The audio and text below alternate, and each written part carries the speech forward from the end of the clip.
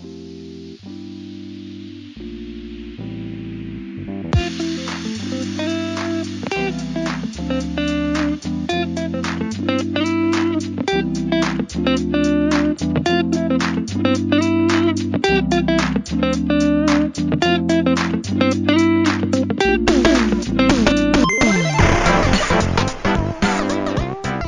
community. It's a great day, and my name is Sheila Hardy, and I'm the founder and CEO of Because It's Personal. And here with me is my co-host, Erica Get Back Scott of LifeChangers Inc. And this is the Community Nonprofit Network Podcast, aka CNN. Our motto is where your nonprofit shines. Hey, Erica, how you doing? I am doing great, Sheila. How about you?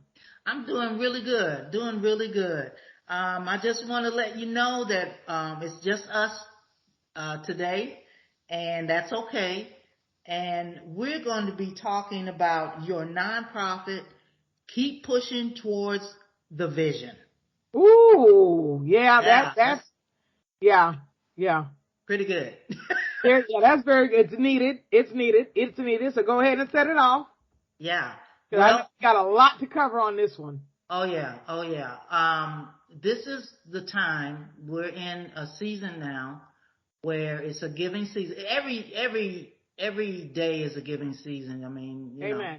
But right now we know that traditionally it's a giving season. It's getting close to Thanksgiving and then Christmas and everything like that. And, you know, there's Giving Tuesday. Everybody knows about that. We discussed that. And if you don't know anything about that, check.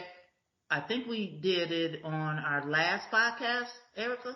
No, last podcast was with Corey Allen, so podcast before that. Okay, I believe it was episode 24. Okay, there you go. Okay, well, check it out. Check it out. And, you know, we want you to check out all the interviews that we have there because you can get a lot out of that. Yes.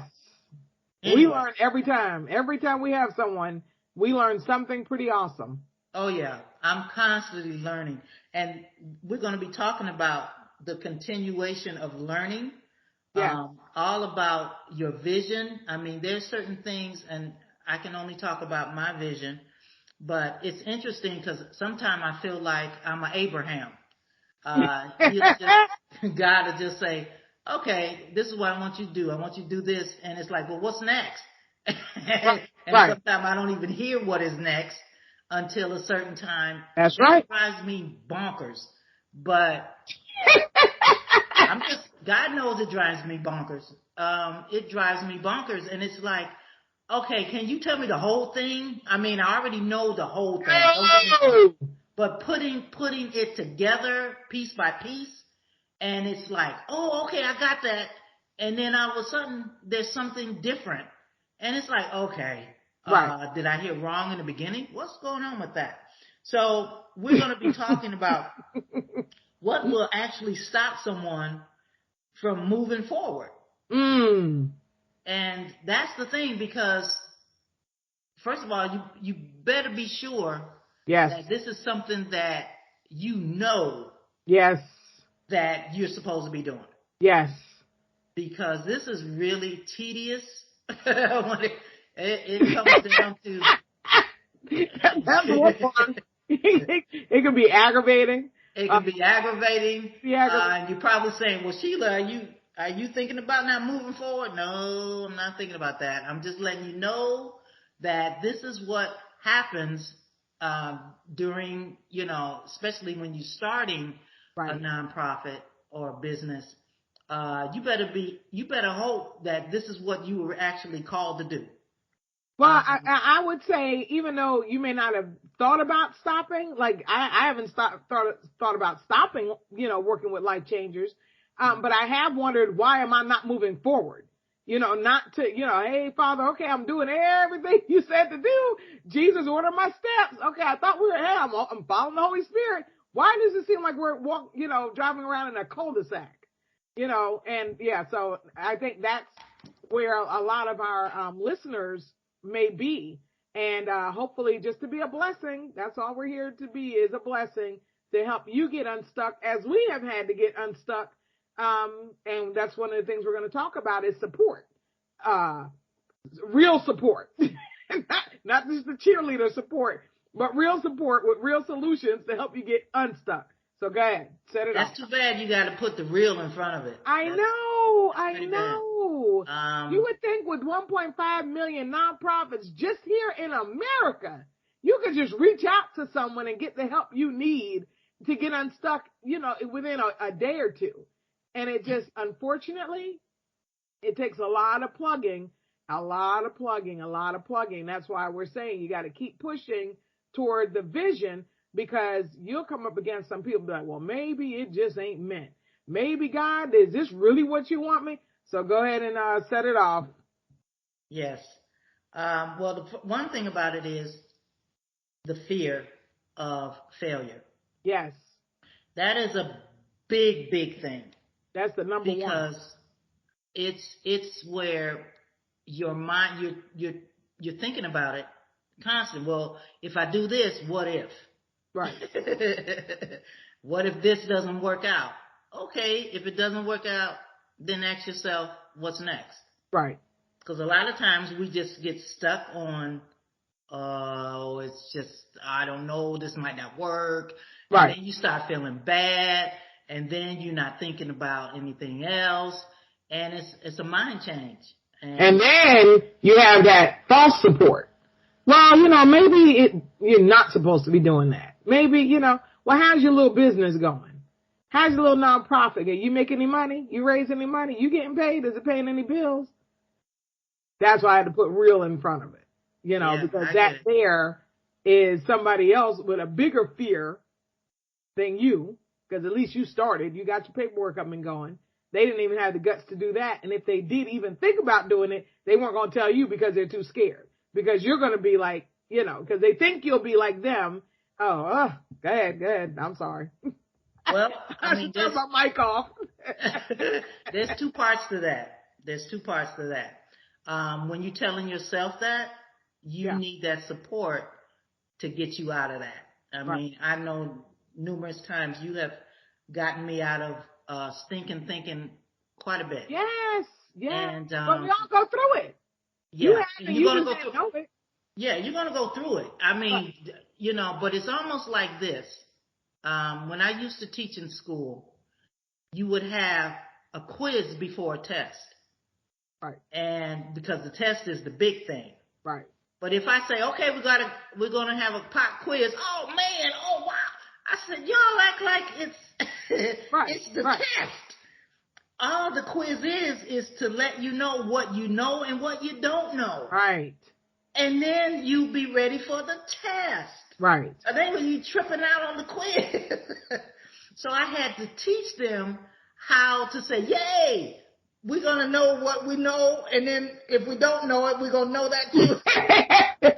Right. Well, that's, you don't know what you don't know until you need to know it. And you don't know it until after the pop quiz where you fail that answer. Yeah. That's it. So, that fear thing is really crazy, because it comes in all shapes and sizes and forms and everything. It's just really interesting. So with that being said, don't be afraid to fail. I was, and there's certain parts of me that still is, but I have to actually take control of that thought. Right. So some of you that are Bible-based scripture phenomenals, if that's a word, I don't know. If you really know your Bible or whatever, you know that you got to take your thoughts captive. Right. If they are wrong, if they are negative. And what you do is you say to yourself, you know what, I can do this, and go from there. So, and if you're not faith-based, I don't know what to tell you. So, I'll tell you the same thing, because it's actually a principle. So. Right. Well, let me just interject for 2 seconds to go back to what you just said. You've got to stay in learning mode. You have to stay in learning mode. And I would say, for one, faith-based or not, you need to know when you're starting to get into that funk, right? You need to know, okay, I'm feeling that gut, I'm having that gut feeling, whether you want to say, okay, the evil one is coming after me in a major way, or, the universe, whatever you want to say, but you have to be able to get a hold of it like immediately so that you can revert, because what we say about sin takes you further than you want to go and keeps you longer than you want to stay. Well, if you know that feeling could lead to a deep depression about, things aren't going right, I'm not getting donations, I'm not getting volunteers, I'm not getting contract, whatever it is that you're doing, then you really need to get a grasp on that emotion and come up with, devise a plan. Call Sheila. She deals with this, because a lot of times it's dealt with, it is rooted in trauma, and a lot of fear is rooted in trauma. We didn't have supportive parents, or the opposite. We had, those that say, well, I don't know about it. Well, why don't you just get why don't you just go get a job? And we all know that word job, when we're trying to do something out of the ordinary, think outside of, oh, please. When I was working with Cobb County government, and I told one of my grandmothers, I put my notice in, and said, well, what are you going to do? Well, I'm starting a trucking company. You quit your good government job to go work, to go do a man's job? Oh, thank you.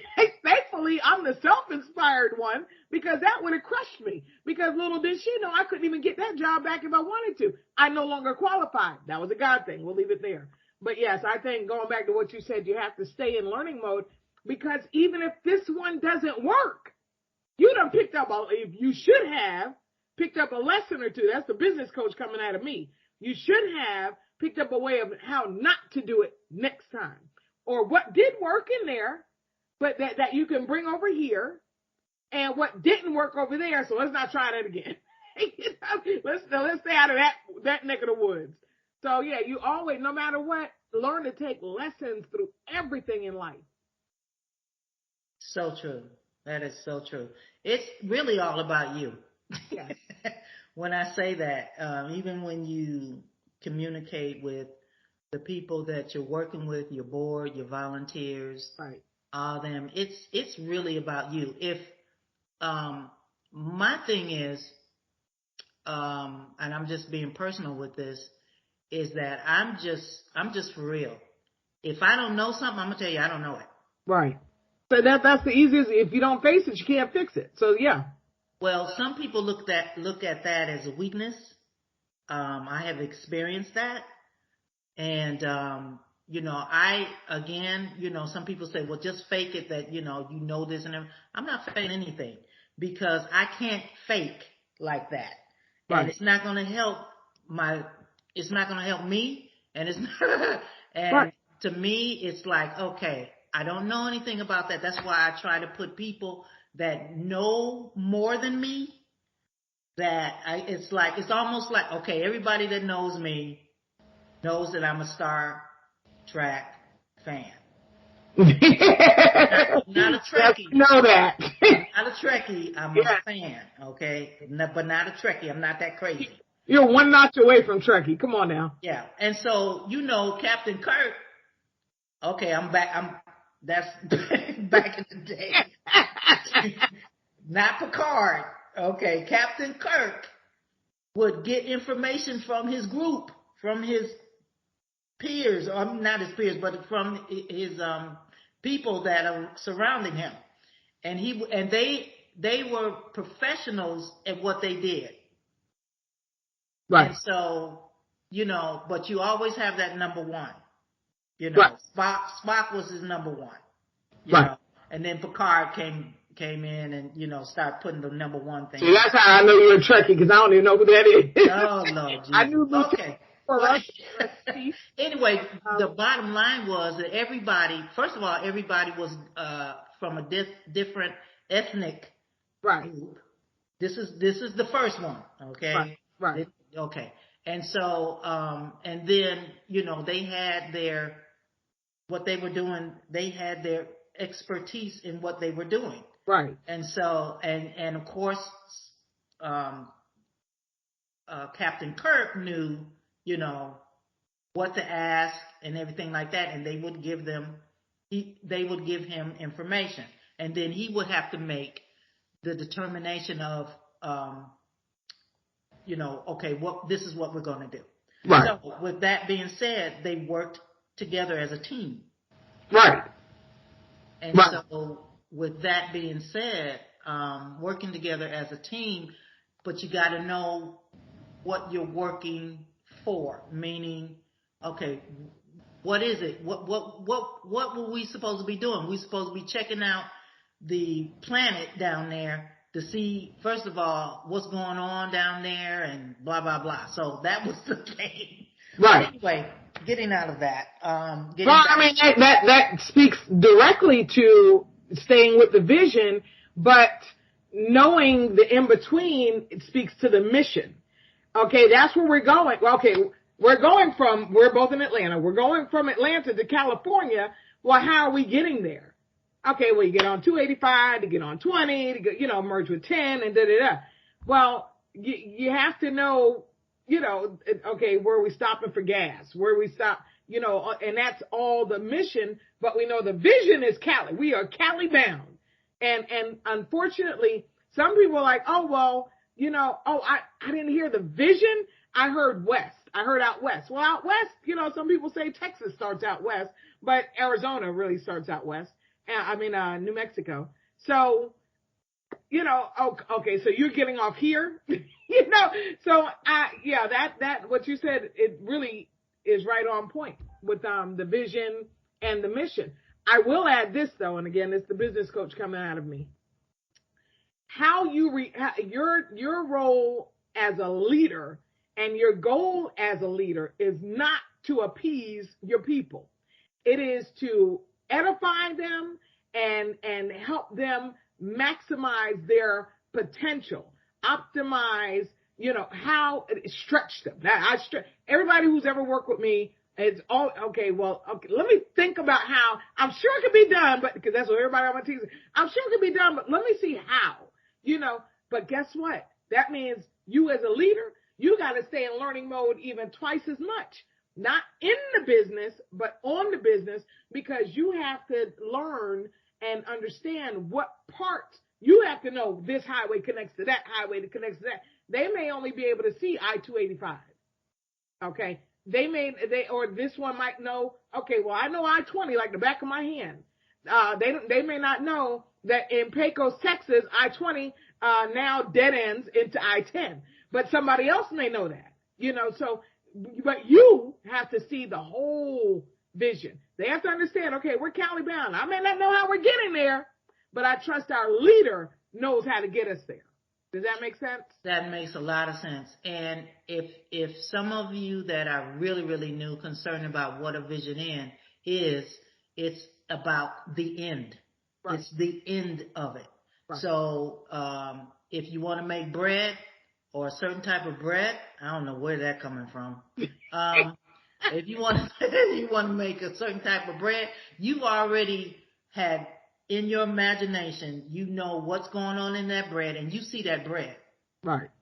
Okay, now what you got to do is you got to start making the bread to get to the end. And what's the first thing you need? Yeah, so the first thing you need is the flour. Right. And so, yeah. So who makes the best flour? Right. So a lot of it, no, not a lot of it. What it is that you better know exactly what you want. Now, I'm gonna tell you, this is personal.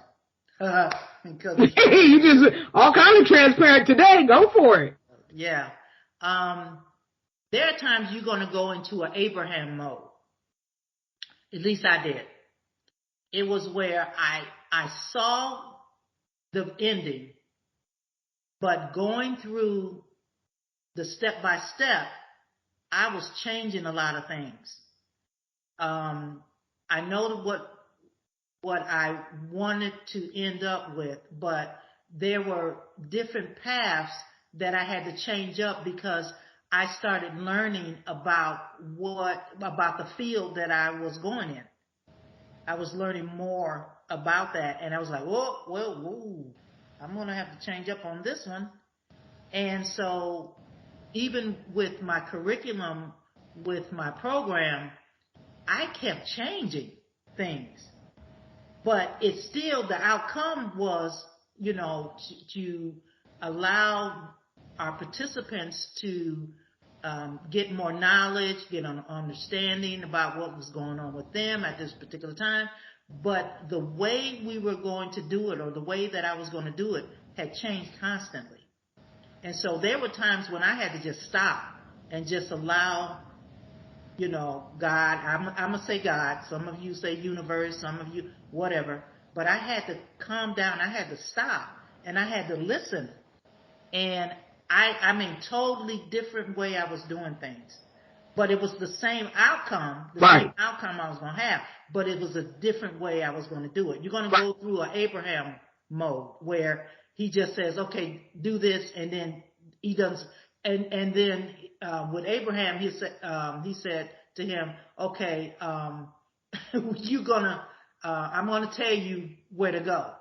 And that wasn't where he said, okay, go over there to California. This is what, no, he had to actually, use his faith and constantly have a listening ear. Right. And that's another thing. You're going to have to calm yourself down. You cannot keep moving and keep going. You got to stop and you got to listen. Yes. That's the biggest thing. We like to talk a lot, but we don't know how to listen. Right. And keep our mouth shut, because he has done that with me where I wanted to say something and he like, nope. Right. And I didn't. So, and that's very rare for me. Okay, so with that being said, you start learning about yourself when you go into a genesis state of something that you were called to do, or your vision. Then you go into a Moses situation where you're dealing with people. Woo-wee. Now that's enough to make you want to stop right there. But don't let it. So if you know your Bible and you know Moses had to talk to God. A lot. Concerned about the Okay. All right. So with that being said, you need that support. Yeah. You need that support. Aaron was there, and I'm talking about the Moses code. but there were times when Moses didn't want to do it because he said, "Look, I can't talk." So Aaron did most of the talking. Right. There are going to be times when, and I went through that too, because I was not sure of all that I was doing.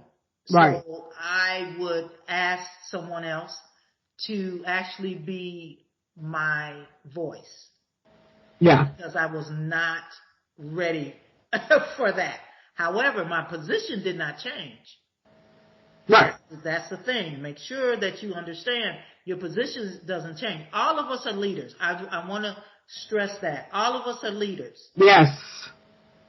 But a person that really knows how to lead knows how to step back when they need to and let the person that is actually supposed to be leading lead. Right. That's just what you do. So with that being said, Aaron could have took over, but God called Moses. Right. Okay, we didn't mean to go into a Sunday school lesson. Just letting you know that's an example. Okay, all right, wonderful. So, but since you mentioned it, I love that. I always get the name mixed up. Was it the Amalekites they were fighting when Moses' arms got tired and Aaron and Hur held his hands and gave him, held his hands up? Oh yeah, that's right. They had to hold his hands up because he was getting tired.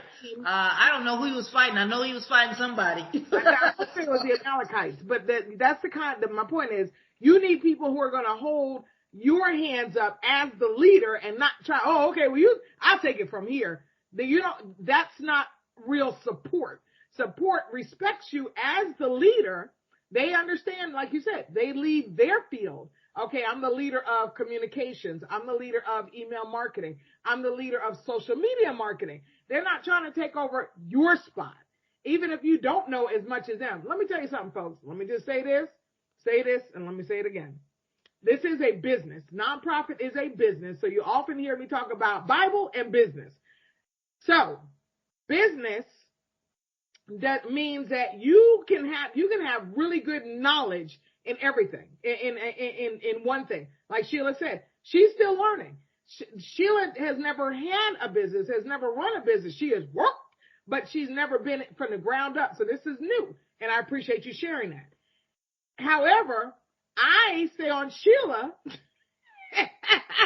since you're being so transparent, I say on Sheila to stop being so heads down all the time in her specialty, because she has to focus on the business, not just in the business. So what does that mean? You don't get so far deep down, even in the part that you're comfortable in, because this is your specialty. This is your area of expertise. You have to focus on growing the business, because your social media marketer over there needs your leadership. Even though they know what they're doing, you have to see what they're doing to make sure they are staying aligned with the vision. Why do we say in prayer, especially for our nonprofit? To make sure what? We're staying on the steps that Jesus Lord has ordered for us, even in, not just in our personal, but even in our business.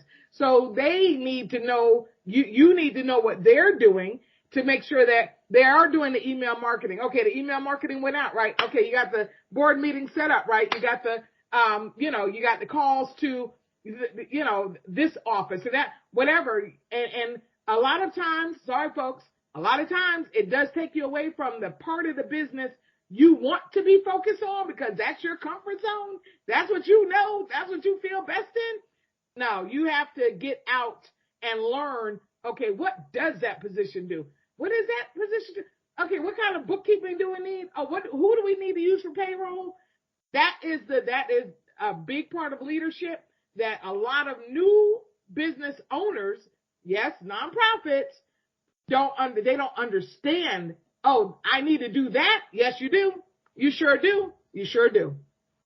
I totally agree with that. And again, it's all about believing in you. Right. It always comes back to you. You can do it. You can do it. You can do this. I know that sometimes you're like, well, I don't have the people to help me. You pray and ask for the people to help you. Right. They'll come. They'll come. The thing of it is that this allows, when you're in a new position of anything, you really start learning about who you are. Yes. What you can tolerate and what you can't. Yes. Who you can tolerate. And boundaries is a must. Yes. Yes. Come on now. So when the boundaries is not for the people to, for them. The boundaries is for you. Right. Because it is to protect you to keep going. Because we're talking about keep pushing towards the vision. This is how you're going to do it. Right. You're going to do it where you have to put up the boundaries of, okay, anytime you have, this is interesting. Anytime you have people that are somewhat like you, like I'm an alpha female. Right. I'm sorry. That's just, and so with that being said, you're going to have some alpha females and alpha males in your circle. Right. And so again, it's all about respect. Yes. In your bylaws. Because those are boundaries. Yes. Okay? You put all that in your bylaws. You put specific things in your bylaws. If everybody knows that you're supposed to be giving a certain amount of money at a certain time, put in your bylaws. And if it's not happening, if you got these meetings and everything and nobody is putting up anything, they probably didn't read their bylaws. And if they did, it's like, okay, I'm not even going to deal with this. then that tells you something. Those are the things that you need to be aware of. Right. And that's what boundaries do. Right. They protect you and your vision. Right. Right. And that's true. And again, that goes back to knowing your team. You know, as I over and over and over again. This is how I look at it. It's almost like when you get married to somebody, it's totally different from being engaged or dating. But see, I'm old school. Sorry, I'm old school. Nowadays, you know, you got people living together with yeah, and they know each other. I thought that was the best way. I'll change it to, you know, living with someone shacking and being their friend or whatever. It's a totally different thing. That can be with anything. So it's like you don't really know a person until you really live with them. Yes. So that's the same thing with business. You think you know a person and you really don't until certain things happen. I was not going to say it, but God said I could say it. People will volunteer with you and, I say, great vision and blah, blah, blah, blah. And then you put them on payroll. What, how the song go back in the day? Houdini, the freaks come out at night. Oh my God. For some reason, you know, praise God, we're in Georgia, hire at will, fire at will. For some reason, you know, people have, and bless the man of God, Pastor John Hinn up in Chicago, New Life. They just finished a series called Triggers. And one of them was entitlement. And people think because they've been with you since, you know, I've been your A1 since day one. You know, I've known you since, you know, we were in daycare together. And it's like now, you know, no support all this time. But all of a sudden, you know, and I'm not one to post on social media, but word gets out. You know, word gets out. And now, you know, because you're blessed, you're, you know, after you done struggled and, you know, biting your fingertips off, losing sleep at night over this nonprofit and growth that nobody thought was a good idea until, you know, it comes to start being the blessing that you envisioned it to be. So all that to say, you know, people will come out of the woodworks when you're starting to see, and it may be 2, 3, 5, 10 years down the road, but you keep working in it. And those boundaries Sheila's talking about, yeah. You better have an electric fence up because you're gonna have to know how not to cross the line and not compromise in every situation too, because you'll be tempted. The same reason they feel entitled, you'll have a little bit of that guilt trip, like, well, I have known them since they were for me, you know, 30 years ago. They were there with me when I had my firstborn, and then hey, new season, you know, people come into your life for a reason in a season. You better check those boundaries and make sure they're good and fortified. Once again, I will let you know that put it in your bylaws. Hey, if it's in a contract and it's written, it on a napkin and signed by all parties involved, it's there. It's legally binding. You can let them go. There you go. So support is really, really a necessity. It really is. One thing about it is resources is a really big opportunity to get everything going with your nonprofit. Yes. Resources is on the number one list, really, one of the number one lists, because when you have that, you can just, you don't stop. It's like, ooh, this is really great. I can use this. Right. It's wonderful. Right. And, you know, it's profitable for you and you get a chance to know people. It's just great. It's really good to have those resources, and resources is changing all the time because society is changing all the time. So once you have those resources, you really almost halfway there. What would you name as your top 3 resources that have been most beneficial to you in growing because it's personal? Well, first of all, communication and letting people know, not everybody. You have to really be discerning.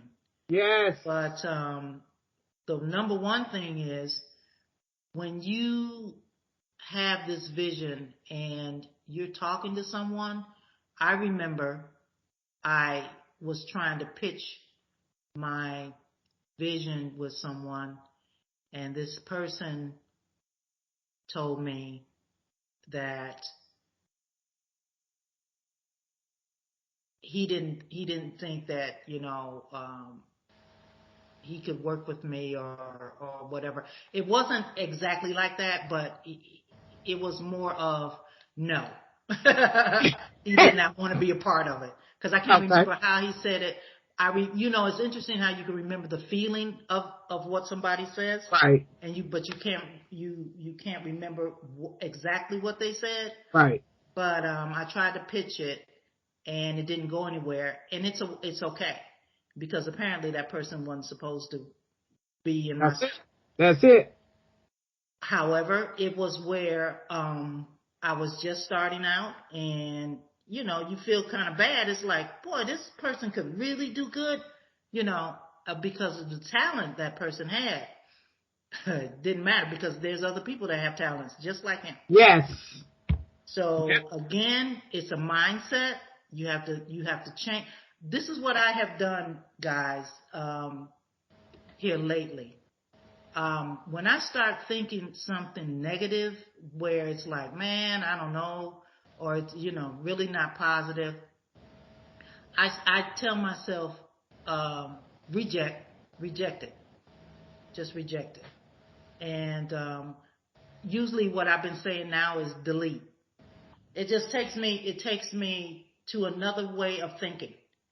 So I had actually programmed myself, and this is during the night, and this is one of my techniques that I will be using. So, it's where anytime that I'm thinking of something negative or whatever, I just say out loud, delete. Or if I'm around people and, if somebody, hear me say delete, they probably look at me crazy like, okay. I will say delete, in that thinking, and it works, but you got to work it. It's more of you have to train your subconscious to do that, actually to delete that thought. It just doesn't come out and you just say, okay, I delete it, and nah. The subconscious is a habit. Brain, if you want to call it that. It's a habit. So you have to do it so many times in order to change that habit. What I do is I like delete, and it's really working for me.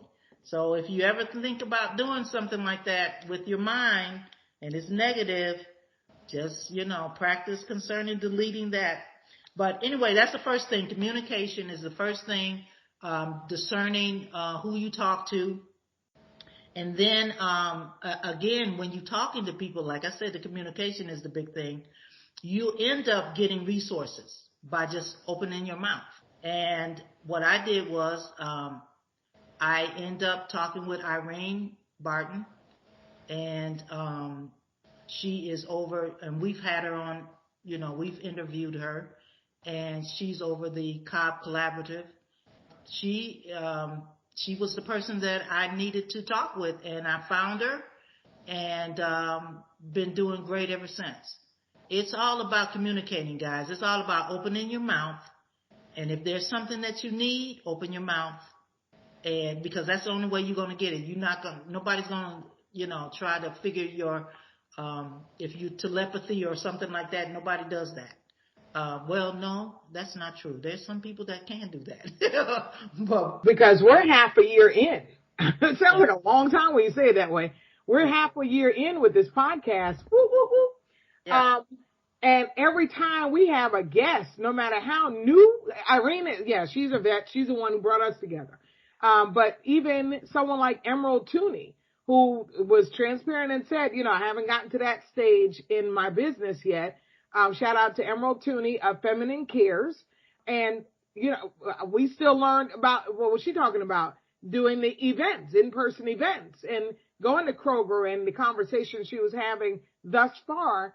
And then who she referred, because that's a resource, referrals. She referred the next one, who's Corey Allen, who was on last week.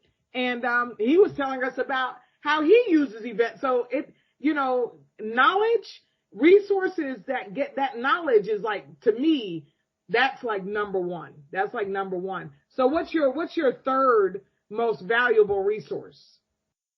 Keeping myself in line. And what resource do you use to do that? Well, with the resources there, I'm constantly learning about what I'm supposed to be doing in my vision. Okay. I'm constantly learning more about what I'm supposed to do with this particular program that I'm setting up. Again, and if anybody can give me some information, that'd be great. I am actually trying to connect with someone that is already doing this with the reentry program. I want to do something a little bit different. However, I still need to connect with someone that actually is doing it. Specifically what they're doing, because I'm not sure what exactly how people do the reentry. I don't know if there's different ones that do something different. I don't know. So that's where I need to connect with someone that actually have been doing this. So I'll have an opportunity to know, okay, is this right for me, or can I do something a little bit different? So my resource right now is, or my quest is, to find someone that is actually, or partner with someone that's actually doing it. That's where it gets difficult for me right now, because there were two organizations that I wanted to talk with, but it hasn't happened yet. So that's another thing. Time. It happens when it's supposed to happen. I know you agree, because I've heard you say that to me. Well, you've mostly been having to remind me, because, again, just connecting with people, and I know everybody's busy, we get that, but I'm very old school. And when I say very, put the very in front of the old school, it's like, when you talk to me and say you're going to contact me. Uh-oh. Yeah, there you go. That's right. I'm saying it.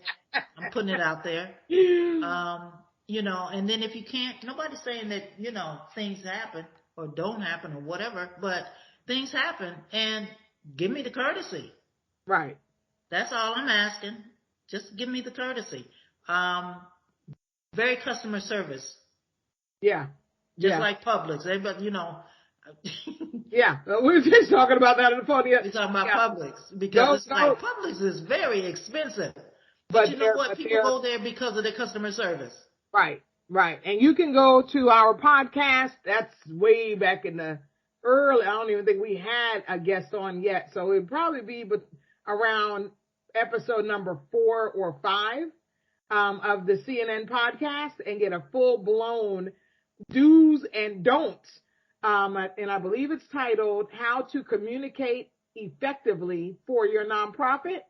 And that is really, communication is key. Communication is key. Again, communication is key. The easiest way to burn yourself out and to burn a lot of bridges, meaning you'll have to work even harder to establish other relationships, is by having poor communication. And that is simply know your schedule, know what you can handle, and make time for rest. Make time for rest. Make time for rest. God rested. What makes you think you don't have to? That's true. Well, we know that God really doesn't rest, guys. We just know he stopped. It just said he rested, but he just stopped. Yeah. And that's what we need to do. We just need to stop. Just stop. And not just your body. You see somebody on your team, well, I'll do it tomorrow, I'll do it tomorrow, and they're getting this stuff done. Okay, whoa, you take a day off. I don't care if they're volunteering. Take a day off. Take a day off. Correct. Because that's how we're designed. We are designed to rest in order to fill ourselves back up with energy. That's the bottom line. Replenish. Right. So when you go against nature, right, which it never works out well, does it? No, it doesn't. It never will. Because when you go against the way we're designed, you go against it thinking, okay, I don't have to do this, whatever. There's some consequences. Oh, there's major. Hey, you want to talk about consequences? Come holler at me. I had to retire from trucking for a reason, and that's because overnight people, long haul truck drivers, which I was one, and I worked overnight, and hospital staff, overnight nurses, doctors, we suffer the worst ways with our health.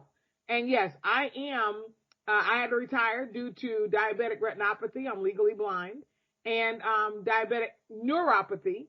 I won't go into everything, but your health, man, you go against nature, you go against the how you were created. Our bodies were created to function from sun up to sun down, period. Shut it down. So yeah, you go against that if you want to. You're not going to last long. I guarantee you.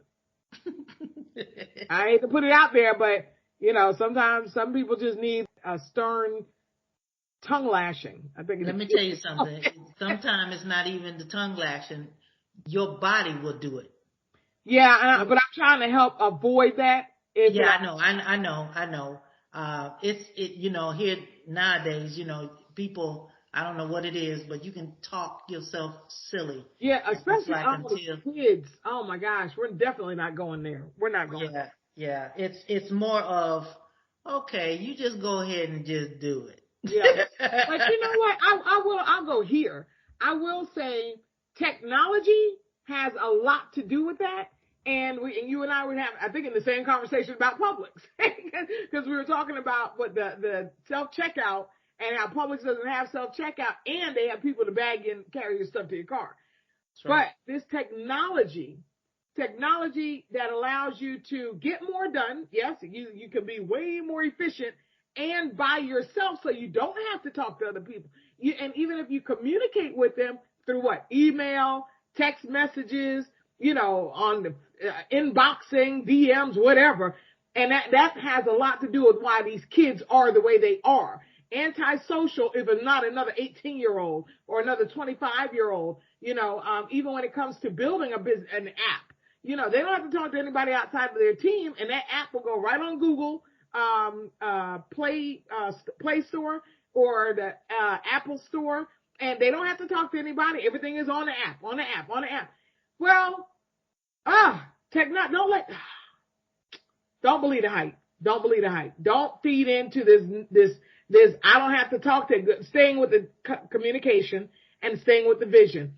Technology, even your words, even your own typing in a text or email cannot express, explain, or break down your vision for someone the way your mouth can. Open your mouth. Speak what it is you want them to know, and what it is you want them to know about where you're going, and what you want them to know about how you would like for them to help you get there. Open your mouth and talk. People, please don't text me. Anybody tell you, don't text me. And I'm one for email only because it's so efficient. But when it comes to an in-depth conversation, yeah, I wouldn't do this in a blog post because you're not going to understand what I'm saying in writing. But podcast, yeah, this will be on thecnnpodcast.com and on YouTube. So there you go. I digress. I'm sorry. That's one of my big things. Communication or lack thereof or poor. Oh, no. And you want to be successful? No. Well, one thing about it is, for me, it's all about self. when you go through certain situations with yourself and with people, it comes back to you. It comes back to you. It's like, okay, how could I have done this better? Right. Everything is always a learning experience, like we were talking about before. Right. It is a learning experience. It is where you learn mostly about yourself than mostly other people. I know the name of my nonprofit is Because It's Personal. There's times when I did make it personal. And if somebody is not treating your baby right, we're both mothers now. Come on. Yeah, it becomes personal. Yeah. The thing of it is how you respond. Even though if it becomes personal, it's all about responding and not reacting. Right. You're going to learn a lot about yourself. But this is what I want to tell you or tell the audience is, you know what? Don't beat up on yourself. No. There is a word, forgiving is a really powerful word. And grace. Yes. And grace. But forgiving is really, I mean, if you really do it. And it's more of yourself. Right. You know what I'm saying? And people know, you can say you sorry. People can know whether you really mean it or not. Right. If you're sincere. Especially if you've been married before and we you both have a fight with your spouse. You know whether that person really means sorry or not. Or just saying it just to, get by. Right. And so with that being said, forgive yourself. Right. If certain things doesn't work out or whatever, forgive yourself. Right. That's take notes and keep it pushing. And keep going. Yeah. It's what I used to think these people are crazy. Somebody could climb a mountain and they can fall off that mountain and they live. And that person will go back on that mountain. Yes. And I'm like, that person crazy. Yeah.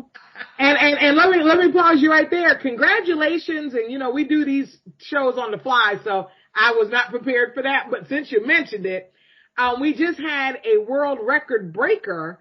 I'm not sure what mountain they climbed, but I believe he's a teenage, like 13, maybe 14, the youngest to climb this mountain. He and his dad did it, ever. And I can't think of which mountain it is. I just heard it the other day. And, I'm not really a big news buff, so I wasn't listening, but I turned around. Oh, okay, great. So, but yeah, that mountain climbing example is true. Like I said earlier, you may have tried other businesses. The trucking company wasn't my first business, but it was the first successful, meaning, other businesses I've turned a buck. Most people, once you make a buck, you're successful. Once you're paying your bills, you're successful. So the trucking company, it paid bills, it paid college tuition, blah, blah, blah. But again, take what you've learned and I'll put up the quotes, failures. But I take everything as a learning lesson. Okay, that didn't work out. Now transfer that knowledge into this one.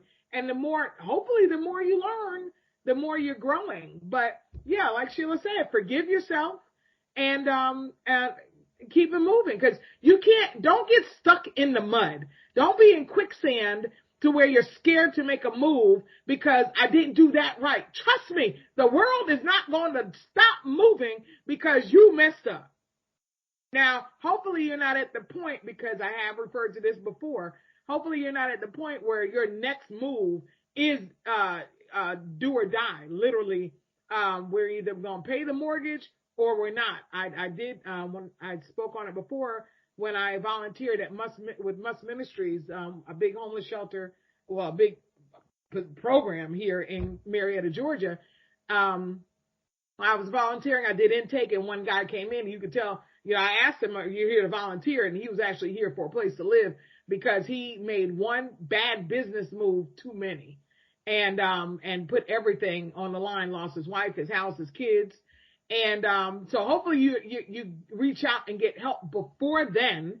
And I'll say there, shout out to my mentors, Roger, with SCORE, and it's an acronym. I don't know what it stands for, but it's nationwide. It's you get your first 3 mentor sessions, coaching sessions free, and they I think they're like an hour each. And honestly, you really probably can do better.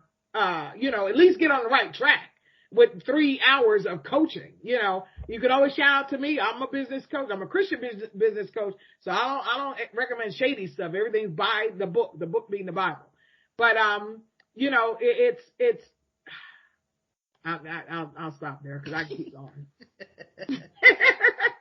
Well, I can only tell you my experience with SCORE, and it was when I was living in Alabama at that particular time. Bama.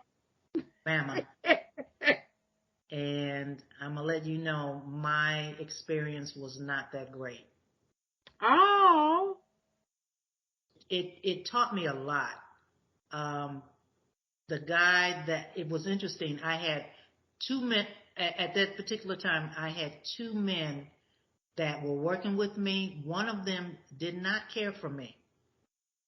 The other one was so enthusiastic. It was really interesting. What, were they like a team or something? Well, they were working like a team. Okay, I hadn't heard that. They were working with me. Okay. But the one particular one that I believe that did not care about me, which I didn't understand why, the first thing he told me is, well, you just need a job first. And that's when it was like, okay, this guy does not care anything about what I want to do. Did you request to change? No. I just left. I just stopped. I'm sorry to hear that. This was in Alabama. I'm not saying Alabama is a big place, but I'm saying this was in Alabama. This was near, So they just didn't represent. Period. No matter what state they were in, they didn't represent SCORE because that is not an experience.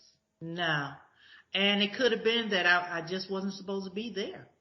Well, yeah, and just to be clear, that's more of. It sounds like it's how he said it rather than what he said, because he may have, because, one thing you just mentioned was resources. Okay. Well, you can't start a business for free, but you do need something to pay your bills. Okay. So he could have said it more gently, like, okay. Well, have you thought about how to make income? Let me explain something to you. We know when somebody does not care for you. Right. You know, because the other fella was totally different spirit, totally different. And he probably would have said it differently, right? He never told me to do that. The other guy that was enthusiastic was trying to get resources to help me to get this done. Okay. The other guy did not. So, with that being said, and what I couldn't understand was the guy that did not lift me up concerning my vision. He had gotten an award for something, but you can tell when somebody does not care for you.